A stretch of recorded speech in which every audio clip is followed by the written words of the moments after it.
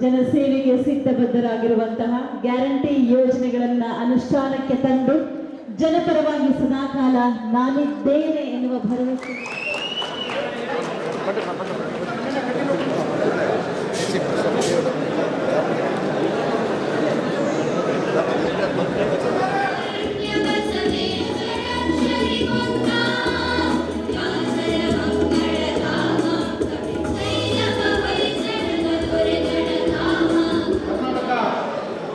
ಕಾರ್ಯನಿರತ ಪತ್ರಕರ್ತರ ಸಂಘದ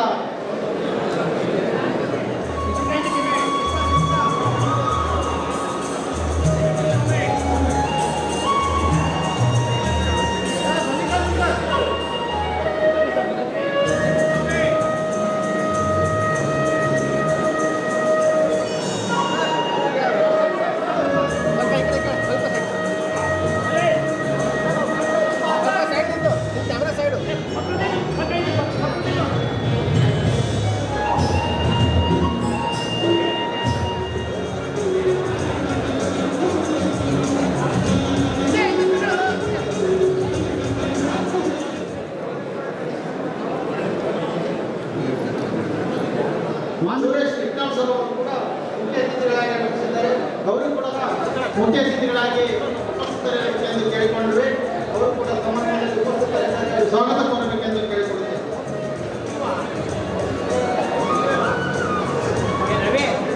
ನೋಡಯ್ಯ, ಸತ್ಯದ ಬಲದಿಂದ ಅಸತ್ಯದ ಕೇಳು ನೋಡಯ್ಯ, ಪರುಷದ ಬಲದಿಂದ ಅವಲೋಕದ ಕೇಳು ನೋಡಯ್ಯ, ಕೂಡಲ ಸಂಗನ ಶರಣರ ಅನುಭಾವದ ಬಲದಿಂದ ಎನ್ನ ಭವದ ಕೇಳು ನೋಡಯ್ಯ, ಕೂಡಲ ಸಂಗಮದಿಂದ ನಹಿ ಜ್ಞಾನಿನ ಸದೃಶ ಜ್ಞಾನಕ್ಕಿಂತ ಮಿಗಿಲಾದುದು ಆವುದೂ ಇಲ್ಲ. ಜ್ಞಾನವಂತರಾಗಿ ವಿವೇಕವಂತರಾಗಿ ಸಮಾಜದ ಸ್ವಾಸ್ಥ್ಯಕ್ಕಾಗಿ ದುಡಿಯೋಣ ಎನ್ನುವಂತಹ ಆಶಯದಿಂದ ಜ್ಯೋತಿಯನ್ನು ಬೆಳಗಿಸಿದಂತಹ ಮಾನ್ಯ ಮುಖ್ಯಮಂತ್ರಿಗಳ ಆದಿಯಾಗಿ ಎಲ್ಲ ಸಚಿವರುಗಳಿಗೆ ವಂದನೆಗಳನ್ನ ಸಲ್ಲಿಸೋಣ. ಒಟ್ಟಾಗಿ ಪ್ರೀತಿಯ ಬಂಧುಗಳೇ, ಇದು ಜ್ಞಾನದ ಜ್ಯೋತಿಯಾಗಿ ಬೆಳಗಲಿ. ಪತ್ರಕರ್ತರ ಬದುಕು ಮತ್ತಷ್ಟು ಮಗದಷ್ಟು ಹಸನಾಗಲಿ.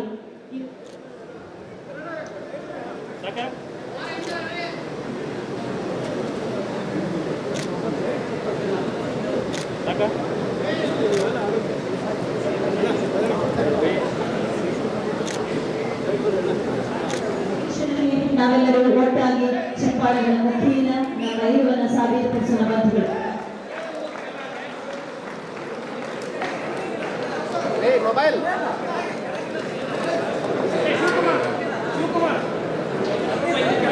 ಸರ್ ಸ್ವಲ್ಪ ಸೆಂಟರ್ ಈಗ ಸೈಡಿಗೆ ಬನ್ನಿ ಸರ್.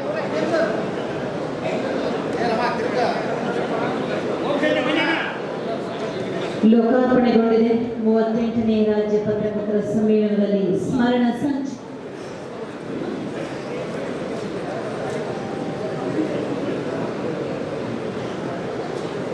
KUWJ ವೆಬ್ಸೈಟ್ ಅನ್ನ ಲೋಕಾರ್ಪಣೆಗೊಳಿಸ್ತಾ ಇದ್ದಾರೆ ಸನ್ಮಾನ್ಯ ಮುಖ್ಯಮಂತ್ರಿಗಳಾದ ಸಿದ್ದರಾಮಯ್ಯ ಅವರು. ಈ ಗಳಿಗೆಗೆ ನಾವು ಕೂಡ ಜೊತೆಯಾಗೋಣ, ಚಪ್ಪಾಳೆಗಳು ಬರಲಿ ಪ್ರೀತಿಯ ಬಂಧುಗಳೇ. ಈ ವೆಬ್ಸೈಟ್ ನಮ್ಮದೇ ಮನೆಯ ಕಾರ್ಯಕ್ರಮ, ಪ್ರತಿ ಕ್ಷಣವನ್ನ ಸಂಭ್ರಮಿಸಬೇಕಾದದ್ದು ನಮ್ಮದೇ ಆದ್ಯ ಕರ್ತವ್ಯ. ಚಪ್ಪಾಳೆಗಳು ಜೊತೆಯಾಗಲಿ ಬಂಧುಗಳೇ.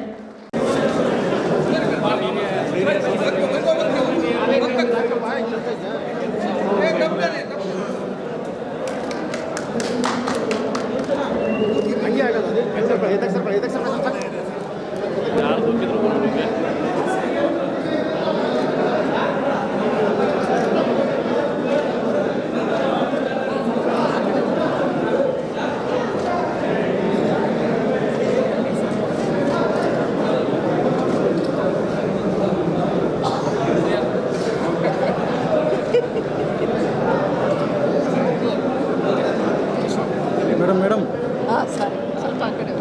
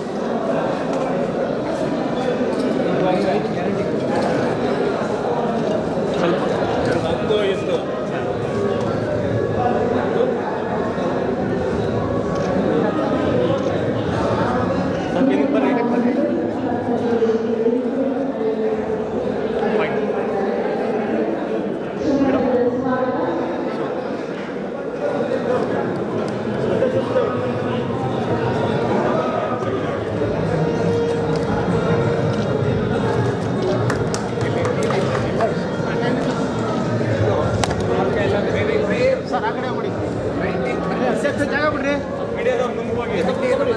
ಶಿವನಾಥ್ ಸರ್, ಶಿವನಾಥ್ ಸರ್, ಅಧ್ಯಕ್ಷ ಆ ಕಡೆ ಬನ್ನಿ. ದಾವಣಗೆರೆ ಕಾಟನ್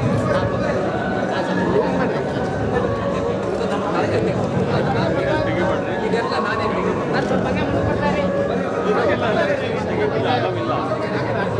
ಯಾರೋ ಸ್ಲೇವನ್ ಮಾಡಿದ್ದಾರೆ ನೋಡಿ.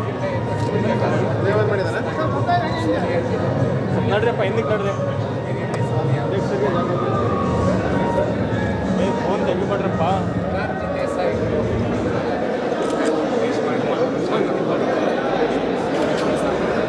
ಸ್ವಲ್ಪ ಹಿಂದಕ್ಕೆ ಬರ್ರಿ. ಬನ್ನಿ ಬನ್ನಿ ಹಿಂದೆ ಹಿಂದೆ ಬನ್ನಿ.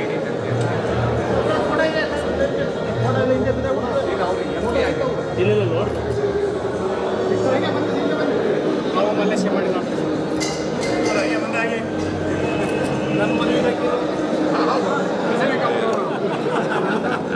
ಸ್ವಲ್ಪ ಬರ್ರಿ.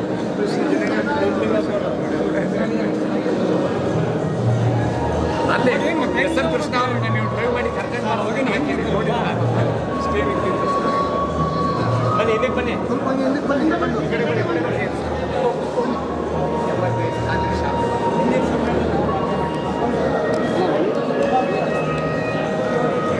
ಚಂದ್ರಶೇಖರ್ ಸಿಂಗ್, ಚರಣ್ ಸಿಂಗ್, ಜೈಲ್ ಸಿಂಗ್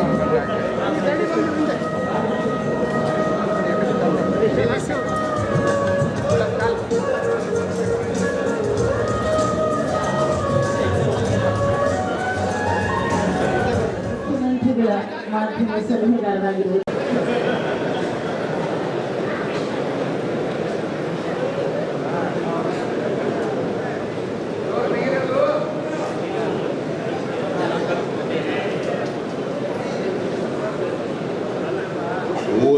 ನೇ ಪತ್ರಕರ್ತರ ಸಮ್ಮೇಳನದಲ್ಲಿ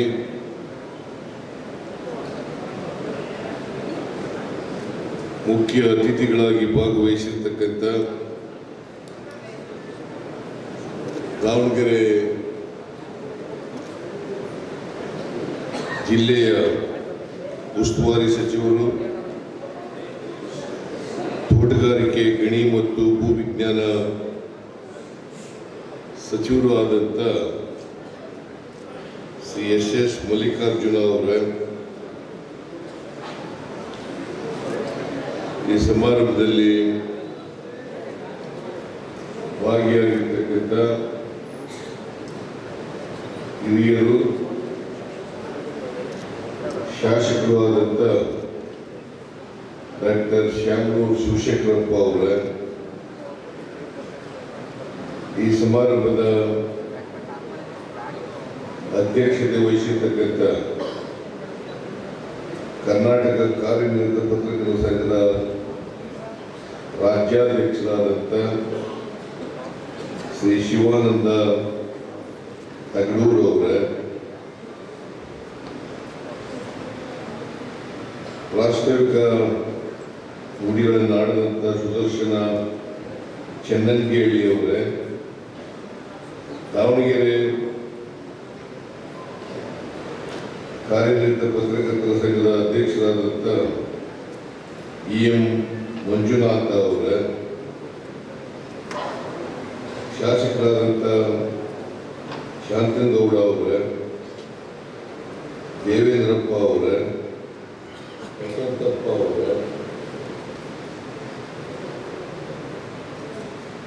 ದಾವಣಗೆರೆ ಮಹಾಪೌರರಾದಂಥ ಶ್ರೀ ವಿನಾಯಕ ಪೈಲ್ವಾನ್ ಅವರ,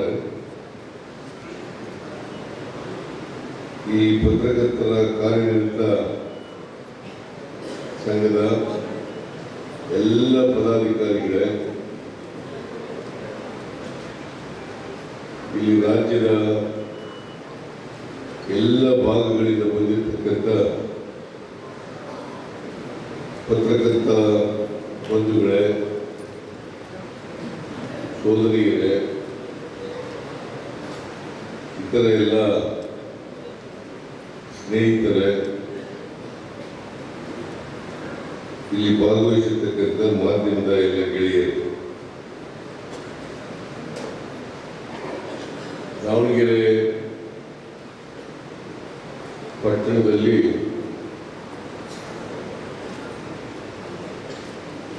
ಮೂವತ್ತೆಂಟನೇ ಕಾರ್ಯನಿರತ ಪತ್ರಕರ್ತರ ಸಮ್ಮೇಳನ ನಡೆಯುತ್ತಾ ಇದೆ. ಈ ಸಮ್ಮೇಳನದಲ್ಲಿ ಅತ್ಯಂತ ಸಂತೋಷದಿಂದ ಭಾಗಿಯಾಗಿದ್ದೇನೆ ಅಂತಕ್ಕಂಥ ಮಾತುಗಳನ್ನು ಹೇಳಲಿಕ್ಕೆ ಬಯಸ್ತಾ ಇದ್ದೇನೆ. 2 ದಿನಗಳ ಕಾಲ ಈ ಸಮ್ಮೇಳನ ನಡೆಯಿತು. ಇವತ್ತು ಮತ್ತು ನಾಳೆ ಹೊಸ ಇದು ಉದ್ಘಾಟನಾ ಸಮಾರಂಭ. ಇವತ್ತು ಮಧ್ಯಾಹ್ನದ ನಂತರ ಆಮೇಲೆ ನಾಳೆ ಅನೇಕ ವಿಷಯಗಳ ಮೇಲೆ ಚರ್ಚೆ ಮಾಡ್ತೀವಿ ಅಂತಕ್ಕಂಥದ್ದು ನನ್ನ ಭಾವ. ವಿಚಾರ ಸಂಕಿರಣವನ್ನು ಕೂಡ ಏರ್ಪಾಡು ಮಾಡ್ತಿದ್ದೀವಿ. ವಿಚಾರ ಸಂಕೀರ್ಣ ಅಂತಂದ್ರೆ ಮತ್ತೆ ಸಮ್ಮೇಳನ ಮಾಡಲು ಅಂತಂದ್ರೆ ಇಲ್ಲಿವರೆಗೆ ಪತ್ರಿಕೋದ್ಯಮ ನಡೆದು ಬಂದಿರತಕ್ಕಂಥದ್ದು ಮುಂದೆ ಯಾವ ರೀತಿ ಇದು ಮುಂದುವರಿಯಬೇಕು ಅಂತಕ್ಕಂಥದ್ದು ಇದ್ರ ಬಗ್ಗೆ ಚರ್ಚೆ ಆಗ್ತದೆ. ಒಂದು ರೀತಿ ಆತ್ಮಾವಲೋಕನ ಅಂತಕ್ಕಂಥ ಮಾತುಗಳನ್ನ ಈ ಸಂದರ್ಭದಲ್ಲಿ ವ್ಯಕ್ತಪಡಿಸ್ತಾರೆ. ಡಿ ವಿ ಗುಂಡಪ್ಪನವರು ಸಾಹಿತಿಗಳು. ಅವರು 1937ನೇ ಇಸ್ವಿಯಲ್ಲಿ ಈ ಕಾರ್ಯನಿರತ ಪತ್ರಕರ್ತರ ಸಂಘವನ್ನು ಸ್ಥಾಪನೆ ಮಾಡೋದು. ನೀನು ಕೆಲವೇ ವರ್ಷಗಳಲ್ಲಿ ಶತಮಾನೋತ್ಸವ ಆಚರಣೆ ಮಾಡ್ತಕ್ಕಂಥ ಪರಿಸ್ಥಿತಿ ಬರ್ತದೆ.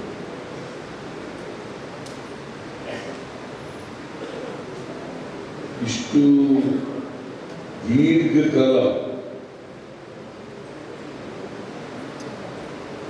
ಪತ್ರಕರ್ತರ ಸಂಘ ನಡ್ಕೊಂಡು ಬರ್ತಾ ಇದೆ. ಅದಕ್ಕೂ ಮೊದಲು ಪತ್ರಿಕೋದ್ಯಮ ಇತ್ತು. ಪತ್ರಕರ್ತರ ಸಂಘ ಸ್ಥಾಪನೆ ಪತ್ರಕರ್ತರ ಸಂಘ ಇತ್ತು, ಅಲ್ಲ ಪತ್ರಿಕೋದ್ಯಮ ಇತ್ತು. ಯಾಕಂತಂದ್ರೆ ಈ ಪತ್ರಿಕೋದ್ಯಮ ಬೆಳೀಲಿಕ್ಕೆ ಬರೀ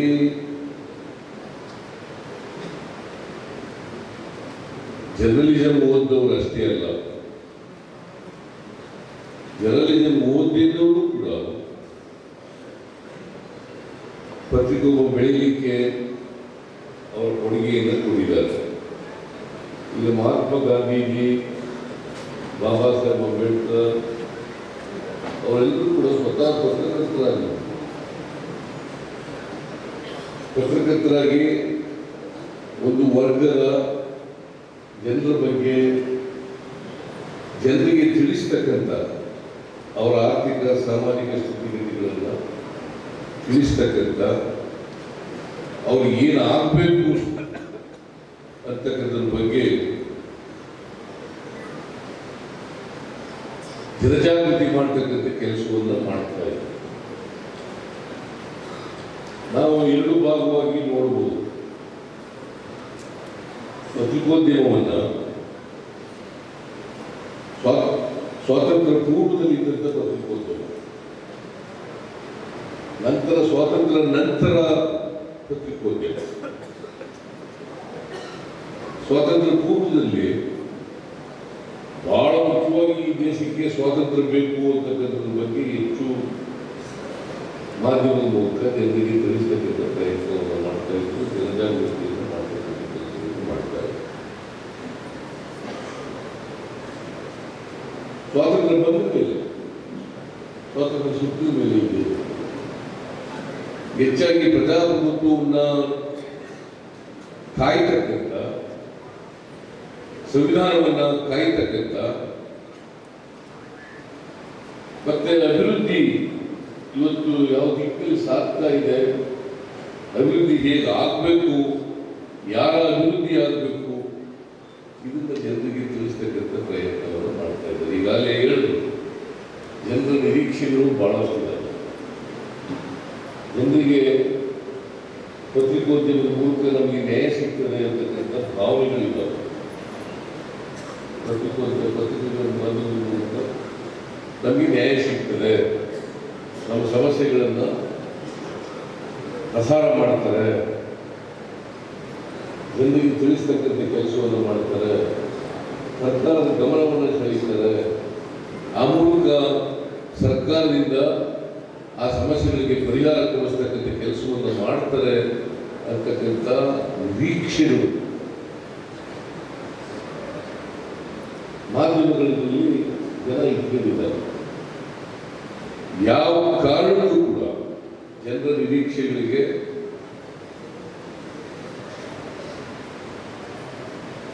ಇವತ್ತು ಆ ನಿರೀಕ್ಷೆ ಸುಳ್ಳಾಗಬಾರದು ಅಲ್ವಾ? ನಿರೀಕ್ಷೆ ಸುಳ್ಳಾಗಬಾರದು, ಅದು ಆಗಬೇಕು. ಇತ್ತೀಚಿನ ವರ್ಷಗಳಲ್ಲಿ ಏನಾಗಿತ್ತು, ಆಗ ಪತ್ರಿಕೋದ್ಯಮ ನಡೆಸ್ತಿದ್ದವರು ನಾವೆಲ್ಲ ಮೈಸೂರಲ್ಲಿ ನೋಡಿದ್ದೀವಿ. ಅವರೇ ಪಾಪ ಪ್ರಿಂಟ್ ಮಾಡಿ, ಅವರೇ ಪ್ರಿಂಟ್ ಮಾಡಿ ಬರೆದು, ಅವರೇ ಅದನ್ನ ಪತ್ರಿಕೆ ಹಚ್ಚಾಕಿ ಅದು ಬಂದ ಮೇಲೆ ಹಚ್ಚಲು ಅವರೇ ಕೆಲಸ ಮಾಡ್ತಾರೆ.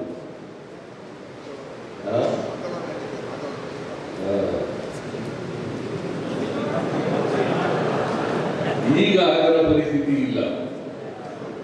ಈಗ ತಂತ್ರಜ್ಞಾನ ವಿಜ್ಞಾನ ಬಹಳ ಬೆಳೆದುಬಿಟ್ಟಿದೆ. ಹಾಗಾಗಿ ಇವತ್ತಿನ ಪರಿಸ್ಥಿತಿಗೂ ಅವತ್ತಿನ ಪರಿಸ್ಥಿತಿಗೂ ಅಧಿಗಜಾಂತರ ವ್ಯತ್ಯಾಸ ಇದೆ. ಏನೇ ವಿಜ್ಞಾನ ಬೆಳೆದರೂ ಕೂಡ ಪತ್ರಿಕೋದ್ಯಮದ ಬೆಳವಣಿಗೆಗೆ ಬೆಳೆದಿದೆ ಅಂತೇಳಿ ನಾವು ಅನ್ಕೋಬೇಕಾಗ್ತದೆ. ಪತ್ರಿಕೋದ್ಯಮದ ಬೆಳವಣಿಗೆಗೆ ಹಾಗಂತೇಳಿ ಪತ್ರಿಕೋದ್ಯಮದ ಉದ್ದೇಶ ಸಫಲ ಆಗಬಾರ್ದು, ಆಮೇಲೆ ಸಫಲ ಆಗಬೇಕು. ಪತ್ರಿಕೋದ್ಯಮದ ಉದ್ದೇಶ ಇದೆಯಲ್ಲ ಅದು ಸಫಲ ಆಗಬೇಕು. ಯಾವುದೇ ಸುದ್ದಿ ಇದೆಯಲ್ಲ ಆ ಸುದ್ದಿ ಹೇಗಿರ್ಬೇಕಪ್ಪ ಅಂತಂದ್ರೆ ಅದು ಸತ್ಯ ನಿಷ್ಠೆಯಿಂದ ಕೂಡಿರ್ತಕ್ಕಂಥ ಸುದ್ದಿ ಆಗ್ತದೆ. ಸತ್ಯ ನಿಷ್ಠೆ ಸಾಧ್ಯವಾದ ಮಟ್ಟಿಗೆ ಬಹುಶಃ 100% ಸತ್ಯವನ್ನ ತಿಳಿಸ್ಲಿಕ್ಕೆ ಸಾಧ್ಯ ಆಗಿದ್ರು ಕೂಡ 9ಕ್ಕಿಂತ ಹೆಚ್ಚು ಭಾಗ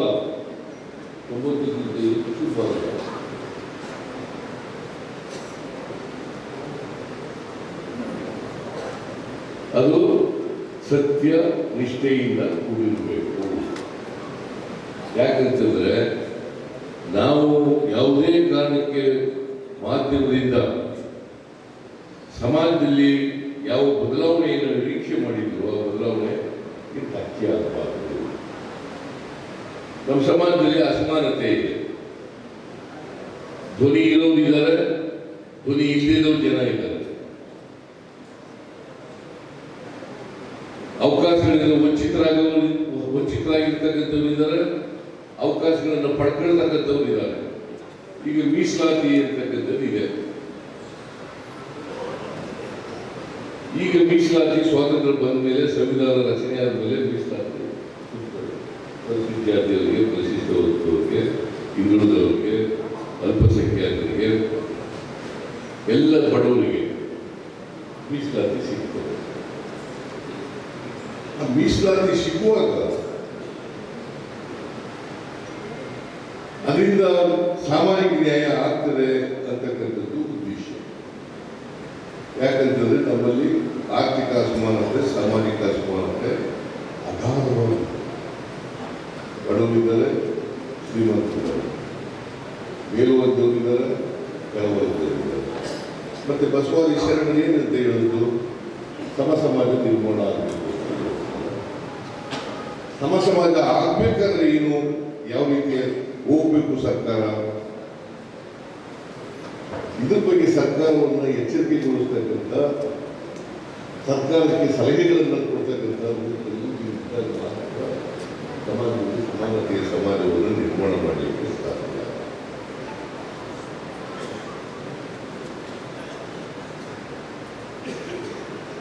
ಅದಕ್ಕೆ ಪೂರಕವಾಗಿ ವಸ್ತುನಿಷ್ಠವಾಗಿ ಸತ್ಯನಿಷ್ಠವಾಗಿ ನಿಮ್ಮ ಪ್ರತಿನಿಧಿಗಳು ಕೆಲಸ ಮಾಡಿದ್ರೆ ಬದಲಾವಣೆ ತರಲಿಕ್ಕೆ ಸಾಧ್ಯ ಆಗುತ್ತೆ. ಈಗ 850 ವರ್ಷಗಳ ಹಿಂದೆ ಬಸವಾದಿ ಶರಣರು ಹೇಳಿದ್ರು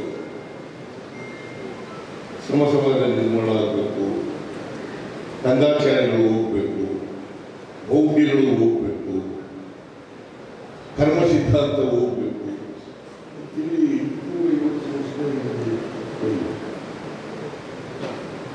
ಇನ್ನೂ ಕೂಡ ಕಂದಾಚಾರಗಳಿದ್ದಾವೆ, ಮೌಢ್ಯಗಳಿದ್ದಾವೆ. ನಮ್ಮ ಸರ್ಕಾರ ಇದ್ದಾಗ ಮೌಢ್ಯ ನಿಷೇಧ ಕಾಯ್ದೆಯನ್ನು ಮಾಡೋದು, ಆದರೆ ಮೌಢ್ಯಗಳು ಮಾತಾಡೋದು. ಆದರೆ ಅದಕ್ಕೆ ನಾನು ಹೇಳ್ತೀನಿ ಏನ್ ಹೇಳ್ತೀನಿ ಅಂತಂದ್ರೆ, ಮಾಧ್ಯಮಗಳು ಯಾವ ಕಾರಣಕ್ಕೂ ಕೂಡ ಮೌಢ್ಯಗಳನ್ನ, ಕಂದಾಚಾರಗಳನ್ನ, ಕರ್ಮ ಸಿದ್ಧಾಂತವನ್ನು ಪೋಷಿಸಿ ಮಾಡ್ತಕ್ಕಂಥದ್ದು ಆಗಬಾರದು. ನಾನು ಯಾಕೆ ಹೇಳ್ತಾ ಇದ್ದೀನಿ ನನ್ನ ಅನುಭವ. ಒಂದ್ಸಾರಿ ನಾನು ಹಿಂದೆ ಚೀಫ್ ಮಿನಿಸ್ಟರ್ ಆಗಿರುವಾಗ ಒಂದು ಕಾಗೆ ಬಂದ ಕಾರ್ ಮೇಲೆ ಕೂತ್ಕೊಂಡು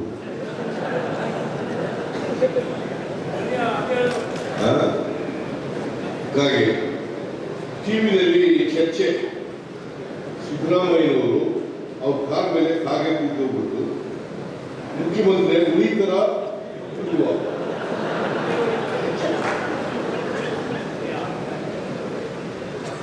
ಒಬ್ರು ಹೇಳಿದ್ರು ಇಲ್ಲ ಇಲ್ಲ ಉಳಿತಾರೆ, ಬಜೆಟ್ ಮಂಡಿಸಿದ ಮೇಲೆ ಹೊರಟೋಯ್ತಾರೆ ಅಂತ. ಇನ್ನೊಬ್ರು ಹೇಳಿದ್ರು ಬಜೆಟ್ ಮಂಡಿಸ್ತೇನೆ ಹೊರಟೋಗ್ಬಿಡ್ತಾರೆ ಅಂತ. ಇದು ಚರ್ಚೆ ಟಿವಿನಲ್ಲಿ ಅವ್ರಿಗೆ ಬಹಳ ದೊಡ್ಡದಾಗಿ ಚರ್ಚೆ ಮಾಡಲಿಕ್ಕೆ. ಅದಾದ್ಮೇಲೆ ನಮಗೆ ಇನ್ನೂ 2 ವರ್ಷ ಓದಿದ್ದೆ, ಹೋಗಲೇ ಇಲ್ಲ. ಮತ್ತೆ ಇಲಾಖೆಗಳು ಹೇಳಿದ್ರಲ್ಲ ಬಜೆಟ್ ಇಂತ ಮುಚ್ಚಿಲ್ಲ ಹೋಗ್ತಾರೆ, ಒಬ್ರು ಹೇಳೋದು ಹಾಗೆ ಕೂತ್ಕೊಂಡಿದ್ದಾರೆ. ಪಾಪ ಅದು ಕಷ್ಟ ಏನೋ ಬಂದು ಕೂತಿದ್ದು ಎಂದು ಹೋಯ್ತು.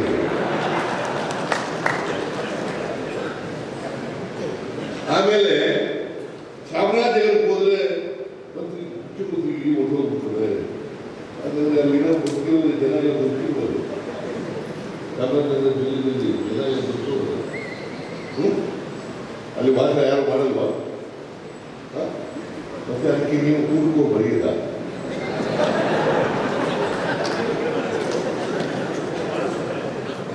ನಾನು ಅದಕ್ಕೆ 12 ಸಾರಿ ಹೋದೆ ಚಾಮರಾಜನಗರಕ್ಕೆ. ದೇವರಾಜನವ್ರ ನಂತರ ನಾನೇ 5 ವರ್ಷ ವಹಿಸಿದ್ದೇನೆ. ಹೀಗೆ ಮೌಢ್ಯಗಳು, ಕಂದಾಚಾರಗಳು ಈಗ ಬಹಳ ಜನ ಹೇಳ್ತಾರೆ. ಅದನ್ನೆಲ್ಲ ನೀವು ಸ್ವಲ್ಪ ಹೇಳ್ಬೇಕು, ಅವ್ರಿಗೆ ಖಂಡಿಸ್ಬೇಕು ಅಂತ ಹೇಳ್ತಾರೆ. ನಾನು ನೀವು ಯಾಕಪ್ಪ ಈ ತರ ಹುಟ್ಟಿದ್ಯಾ, ನೀನು ಬಟ್ಟೆ ಇಲ್ಲ, ಊಟಕ್ಕಿಲ್ಲ, ಏನು ಜಮೀನಿಲ್ಲ, ಯಾಕೆ ಹೀಗೆ ಓದಿಲ್ಲ ನೀನು ಅಂತ ಹೇಳಿದ್ರೆ ನಾನು ಹಣೆ ಬರೋ ಸ್ವಾಮಿ, ನಾನು ಹಣೆ ಬರೋದು ಬರ್ತಿದ್ದ ಅಥವಾ ಇಂದಿನ ದಿನದಲ್ಲಿ ಪಾಪದ ಕೆಲಸ ಮಾಡಿಬಿಟ್ಟಿದೆ ಅದಕ್ಕೋಸ್ಕರ ಈಗ ಹುಟ್ಟುಬಿಟ್ಟಿದ್ದೀನಿ ಅಂತ ಹೇಳಿ. ಹಿಂದಿನ ಜನ್ಮ ಮುಂದಿನ ಜನ್ಮ ಅಂತ ಇದೆಯಾ?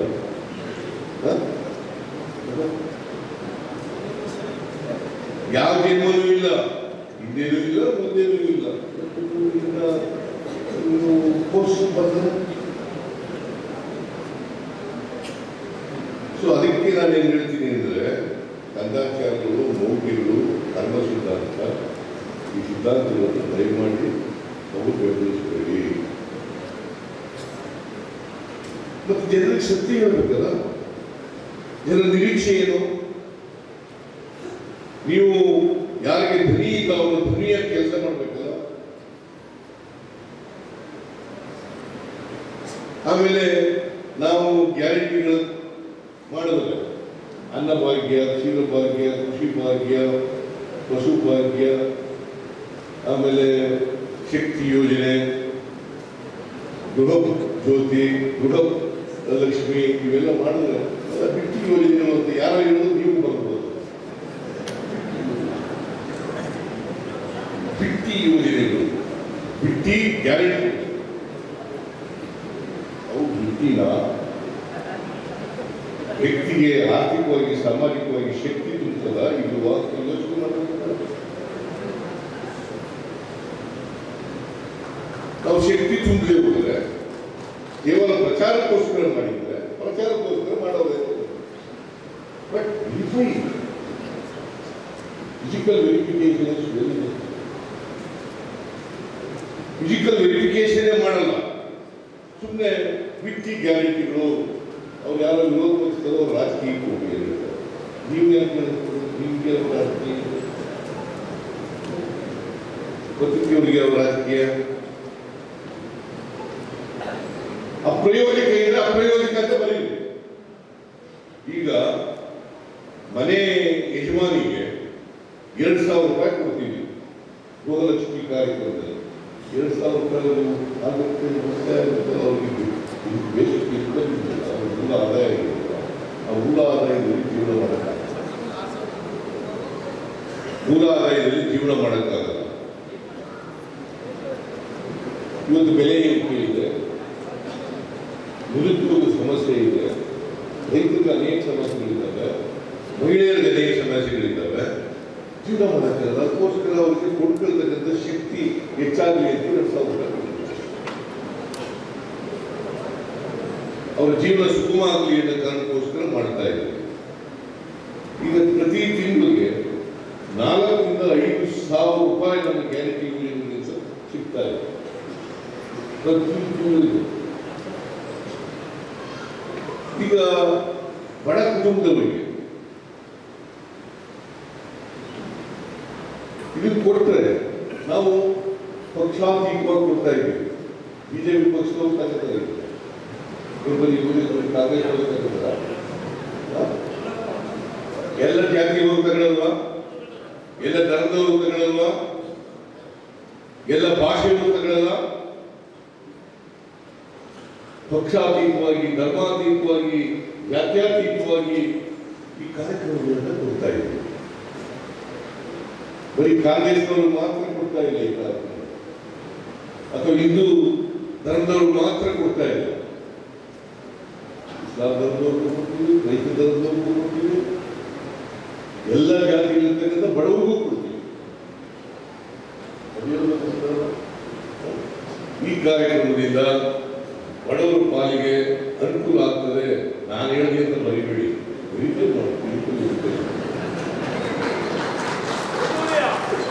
ನಾನು ಹೇಳಿದೆ ಅಂತ ಬರೆಯಕ್ಕೆ ಹೋಗ್ಬೇಡಿ. ಯಾವುದನ್ನೇ ಪ್ರಕಟ ಮಾಡಕ್ಕೆ ಮುಂಚಿತವಾಗಿ ಫಿಸಿಕಲ್ ವೆರಿಫಿಕೇಶನ್ ಇದು ಮಾಡ್ತಕ್ಕಂಥ ಕೆಲಸವನ್ನು ಮಾಡಬೇಕು. ಹಾಗಾದ್ರೆ ಮಾತ್ರ ಸಮಾಜದಲ್ಲಿ ಸುಧಾರಣೆಯನ್ನು ತರಲಿಕ್ಕೆ ಸಾಧ್ಯ. ಯಾಕಂದ್ರೆ ಇವತ್ತಿಗೂ ಕೂಡ ಸಮಾಜ ಸುಧಾರಣೆ ಆಗಬಾರದು, ಸಮಾಜ ನಿರ್ಮಾಣ ಆಗ್ಬಿಟ್ರೆ, ಎಲ್ರಿಗೂ ಆರ್ಥಿಕವಾಗಿ ಸಾಮಾಜಿಕವಾಗಿ ಶಕ್ತಿ ಬಂದ್ಬಿಟ್ರೆ ಶೋಷಣೆ ಮಾಡಲಿಕ್ಕೆ ಅವಕಾಶ ಸಿಗಲ್ಲ ಅಂತಕ್ಕಂಥ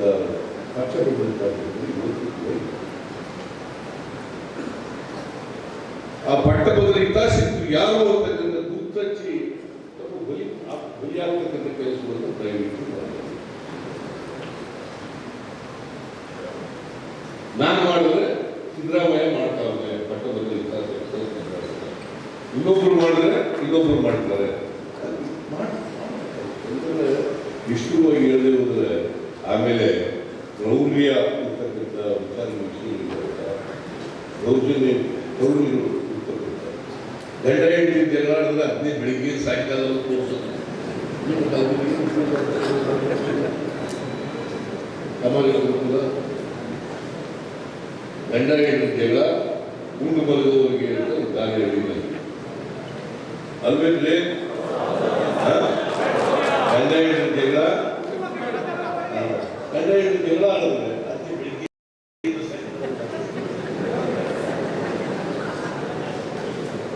ಉಪಯೋಗ ಇಲ್ಲ. ಸಮಾಜಕ್ಕೆ ಉಪಯೋಗ ಆಗ್ತಕ್ಕಂಥ ವಸ್ತುನಿಷ್ಠವಾಗಿರ್ತಕ್ಕಂಥ ಸತ್ಯನಿಷ್ಠವಾಗಿರ್ತಕ್ಕಂಥ ವಿಚಾರಗಳನ್ನ ಸಾಧ್ಯವಾದ ಮಟ್ಟಿಗೆ ಪ್ರಯತ್ನ ಮಾಡಿ. ಅದಕ್ಕೆ ಇನ್ವೆಸ್ಟಿಗೇಟಿವ್ ಜರ್ನಲಿಸಮ್ ತನಿಖೆ ಮಾಡಿ ಸುದ್ದಿಗಳನ್ನು ಫಿಸಿಕಲ್ ವೆರಿಫಿಕೇಶನ್ ಮಾಡಿ ಜನರಿಗೆ ತಿಳಿಸಬೇಕು ಕೆಲಸ. ಇವತ್ತು ಭಾಳ ವೇಗವಾಗಿ ಬೆಳೀತಾ ಇದೆ. ಆಮೇಲೆ ಇತ್ತೀಚೆಗೆ ಏನಾಗ್ತದೆ, ಈ ಮಾಧ್ಯಮ ಮುಗಿದವ್ರ ಕೈ ಹೋಗಬೇಕು ಎಲ್ಲ ಸಣ್ಣ ಪತ್ರಿಕೆಗಳಾದರೂ ಅವರೆಲ್ಲ ಈಗ ಇಲ್ಲಿ ಕಷ್ಟ ಆಗ್ಬಿಟ್ಟು ಎಲ್ಲ ಶ್ರೀಮಂತರು ಕೈ ಹೋಗ್ಬೇಕು. ಆಮೇಲೆ ಏನಾಗ್ಬಿಡ್ತದೆ, ಶ್ರೀಮಂತರು ಏನು ಹೇಳ್ತಾರೆ ಬರೀಬೇಕಾಗುತ್ತೆ. ಬಹಳ ಹುಷಾರಾಗಿರ್ಬೇಕು.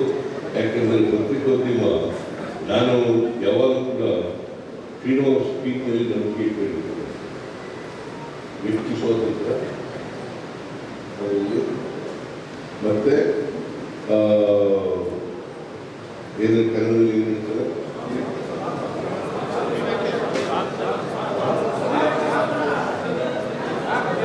ಅಭಿವ್ಯಕ್ತಿ ಸ್ವಾತಂತ್ರ್ಯ. ಅಭಿವ್ಯಕ್ತಿ ಸ್ವಾತಂತ್ರ್ಯದಲ್ಲಿ ಅಪಾರವಾದ ಇಟ್ಟಿದ್ದಾರೆ. ಯಾವ ಕಾರಣಕ್ಕೂ ಕೂಡ ಅಭಿವ್ಯಕ್ತಿ ಸ್ವಾತಂತ್ರ್ಯಕ್ಕೆ ಧಕ್ಕೆ ಆಗಬಾರದು. ಅದಕ್ಕೆ ಅಡ್ಡ ಬರ್ತಕ್ಕಂಥ ಕೆಲಸ ಆಗಬಾರದು. ಅದಕ್ಕೆ ನಾನು ಮೊದಲಿಗೂ ಕೂಡ ಈ ಅಭಿವ್ಯಕ್ತಿ ಸ್ವಾತಂತ್ರ್ಯ ಇದೆಯಲ್ಲ, ಸಂವಿಧಾನದಲ್ಲಿ ಹೇಳ್ಬಿಟ್ಟಿದ್ದಾರೆ. ನಲ್ಲಿ ಫ್ರೀಡಮ್ ಆಫ್ ಎಕ್ಸ್ಪ್ರೆಷನ್ ಅದಕ್ಕೆ ಯಾವ ಕಾರಣಕ್ಕೂ ಧಕ್ಕೆ ಆಗಬಾರದು.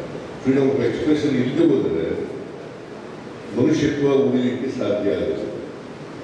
ಸಮಾಜದಲ್ಲಿ ವೈಚಾರಿಕತೆಯನ್ನು, ವೈಜ್ಞಾನಿಕತೆಯನ್ನು ಬೆಳೆಸಲಿಕ್ಕೆ ಸಾಧ್ಯ ಆಗುತ್ತೆ, ಮತ್ತೆ ಬದಲಾವಣೆ ತರಲಿಕ್ಕೆ ಸಾಧ್ಯ. ವ್ಯಕ್ತಿಗೆ ತನ್ನ ಅಭಿಪ್ರಾಯವನ್ನು ಹೇಳ್ತಕ್ಕಂಥ ಸ್ವಾತಂತ್ರ್ಯ ಇರಬೇಕು. ಅದ್ರ ಬಗ್ಗೆ ಎರಡನೇ ಮಾತಿಲ್ಲ. ನಿಮ್ಗೆಲ್ಲರಿಗೂ ಕೂಡ ಆ ಸ್ವಾತಂತ್ರ್ಯ ಇರೋದ್ರಿಂದಲೇ ಇಲ್ಲಿವರೆಗೆ 32ನೇ ಎಷ್ಟೋ ವರ್ಷಗಳಿಂದ, ನೂರಾರು ವರ್ಷಗಳಿಂದ ಪತ್ರಿಕೋದ್ಯಮ ಬೆಳೆದುಕೊಂಡಿದೆ. ಸಂವಿಧಾನದಲ್ಲೂ ಕೂಡ ಬಾಬಾ ಸಾಹೇಬ್ ಅಂಬೇಡ್ಕರ್ ಕೂಡ ಅದನ್ನು ಬಹಳ ಸ್ಪಷ್ಟವಾಗಿ ಆರ್ಟಿಕಲ್ 19ನಲ್ಲಿ ಸೇರಿಸಿದ್ದಾರೆ. 7 ಫ್ರೀಡಮ್ಸ್ ಇದ್ದಾವಲ್ಲ, ಆ 7 ಫ್ರೀಡಮ್ಸ್ನಲ್ಲಿ ಇದು ಒಂದು ಫ್ರೀಡಮ್ ಆಫ್ ಎಕ್ಸ್ಪ್ರೆಷನ್ ಕೂಡ. ಇದನ್ನು ನಾವು ಜ್ಞಾಪಕದಲ್ಲಿ ಇಟ್ಟುಕೊಂಡು ನೀವೆಲ್ಲರೂ ಕೂಡ ಈ ಸಮಾಜದಲ್ಲಿ ಬದಲಾವಣೆ ತರ್ತಕ್ಕಂಥ ಪ್ರಯತ್ನಕ್ಕೆ ನೀವೆಲ್ಲ ಸಹಕಾರಿಗಳಾಗಬೇಕು ಅಂತಕ್ಕಂಥ ಮಾತುಗಳನ್ನು ಈ ಸಂದರ್ಭದಲ್ಲಿ ಹೇಳಿ, ಸಹಕಾರ ನಿಮಗೆ ಈಗ ನಾನು ಮುಖ್ಯಮಂತ್ರಿ ಆಗಿರೋದು, ನಿಮಗೆ ಮಾಸಾಸನ ಇತ್ತು ಪತ್ರಕರ್ತರಿಗೆ 6,000 ರೂಪಾಯಿ 12,000 ರೂಪಾಯಿ ಮಾಡೋದು. ಆಮೇಲೆ ಈ ವಿತರಕರಿದ್ದಾರಲ್ಲ, ಅವ್ರಿಗೆ ಈ ಸಾರಿ ಮೊದಲನೇ ಸಾರಿ ರಾಜ್ಯೋತ್ಸವ ಪ್ರಶಸ್ತಿ ಕೊಟ್ಟೆ. ಅತ್ಯಂತ ನಿಮ್ಮ ಪತ್ರಿಕೋದ್ಯಮದಲ್ಲಿ ವಿತರಕರಿಗೆ ಕೂಡ ಅವ್ರಿಗೂ ಪಾತ್ರ ಇರ್ತದೆ, ಅವ್ರದ್ದು ಕೊಡುಗೆ ಇರ್ತದೆ. ಆ ವಿತರಕರು ಪಾಪ ಸೈಕಲ್ ಹೊಡ್ಕೊಂಡು ನಡ್ಕೊಂಡು ಎಲ್ಲ ಪತ್ರಿಕೆ ಹಂಚ್ತಾರೆ. ಪತ್ರಿಕೆ ಬೆಳವಣಿಗೆ ಅವ್ರಿಗೂ ಕೂಡ ಇರ್ತದೆ. ಅವ್ರಿಗೆ ಕೂಡ ರಾಜ್ಯೋತ್ಸವ ಪ್ರಶಸ್ತಿ ಕೊಡಬೇಕು ಅಂತೇಳಿ ಕೊಡ್ತಕ್ಕಂಥ ಕೆಲಸವನ್ನು ಮಾಡಿದ್ದೀನಿ. ಆಮೇಲೆ ಈ ಪತ್ರಕರ್ತರು ಮೃತರಾದರೆ ಅವರ ಕುಟುಂಬದವರಿಗೆ ನೀಡುವ ಮಾಸಾಸನವನ್ನು 3,000ರಿಂದ 6,000 ರೂಪಾಯಿವರೆಗೂ.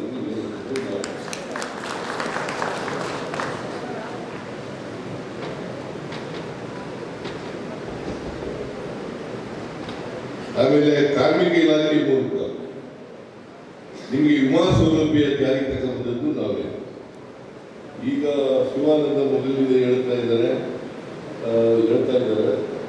ಏನಪ್ಪ ಅಂತಂದ್ರೆ, ಈ ಗ್ರಾಮೀಣ ಪತ್ರಕರ್ತರಿಗೆ ಬಸ್ ಸೌಲಭ್ಯ ಉಚಿತವಾಗಿ ಪ್ರಯಾಣ ಮಾಡ್ತಕ್ಕಂಥ ಅವಕಾಶ ಹೇಳಿದ್ದಾರೆ. ಈ ಬಜೆಟ್ನಲ್ಲಿ ಅದ್ರ ಬಗ್ಗೆ ಗಂಭೀರವಾಗಿ ಆಲೋಚನೆ ಮಾಡಿ ಸೂಕ್ತವಾದಂಥ ನಿಮಗೆ ಅನುಕೂಲ ಆಗುವಂಥ ತೀರ್ಮಾನ ಮಾಡಿ.